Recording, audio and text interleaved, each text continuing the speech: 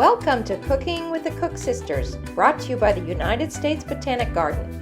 We're very pleased to be with you regularly to offer online cooking demonstrations and home garden tips. Hi, I'm Danielle Cook. Today we're going to delve into spring greens, one of the most nutritious foods you can include in your diet, and some people feel the backbone to a spring garden. So before we start cooking, we're going to pay a visit to the other cook sister, Adrienne. She's in her garden building that backbone. Hi, I'm Adrienne, and you're in my garden. These little greens are more than ready to be in the garden, and I'm ready to get my hands dirty. Let's go. Since the weather turned warm, I've had these seedlings out on the porch to acclimate to being outdoors, and they've been loving it. In fact, they've been doing so well that they're actually slightly root-bound. I'm going to loosen up the root ball and push aside that little knot of roots at the bottom of the pot. With roots being able to really stretch out into this rich soil, these seedlings are going to take off fast.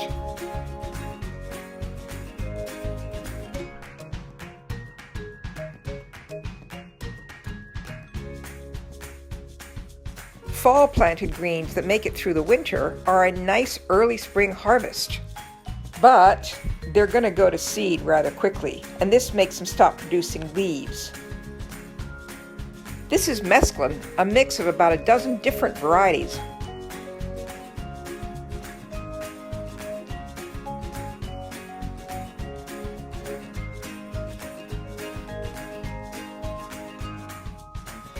Well, as Danielle put it, we've got the backbone of the spring garden in today, and I got my hands dirty. I'm ready to go back in and see what Danielle is doing with her greens.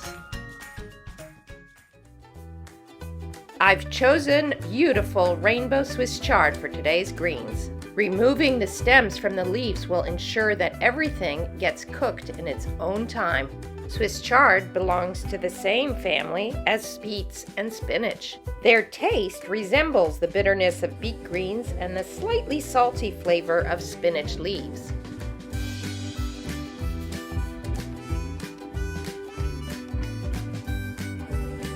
Swiss chard, like other greens, is rich in nutrition, an excellent source of carotenes, vitamin C, vitamin E, and K. And let's not forget the fiber. Kale is a great substitute for Swiss chard. If you choose kale, I would not use the stalks as they tend to be very tough.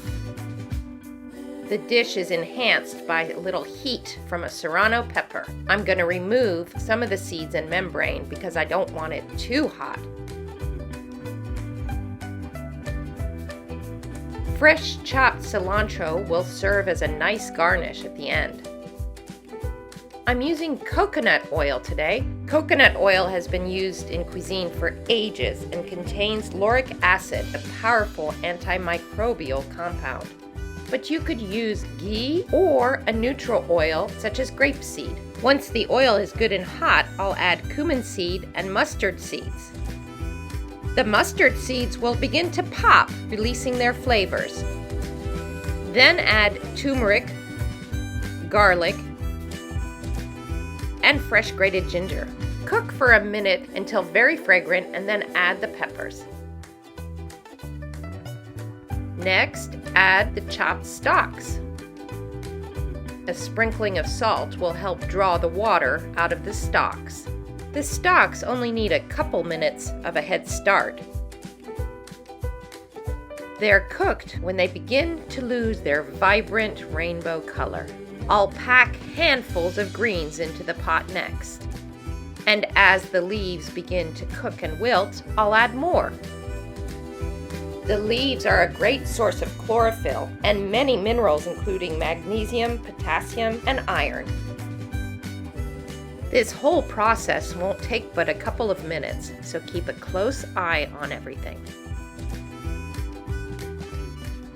Finish off the greens with fresh squeezed lemon juice, the chopped cilantro, and some shaved, unsweetened, toasted coconut flakes. This makes a great side to other Indian-inspired dishes such as a chicken biryani. Thanks for joining us today. We'll see you next week for another springtime recipe and more garden tips.